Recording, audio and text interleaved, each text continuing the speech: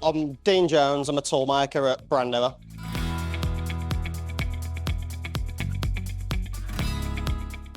So I actually came through In-Comm training centre, so I went there for 9 months at the start of my apprenticeship, which was purely at In-Comm. And then after that I came in here, and then I think it was a year of 4 days on the job, 1 day at college, and then after that it was assessor visits and full-time on the job.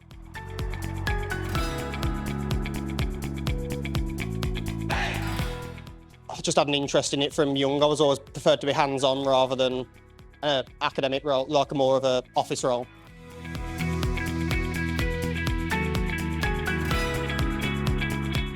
You got to earn while you learn. You got to earn money while you was learning rather than getting the student debt of university. By the time you finished your apprenticeship, you've got on-the-job experience already, so rather than just having the qualifications, you actually got physical experience. So I think that helps you progress further.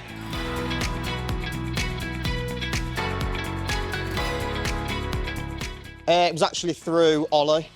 So I went to school with Ollie, and he started an apprenticeship here a year before me, and he said that was looking for apprenticeships, and I was looking for an apprenticeship in engineering, so that's how I came about it.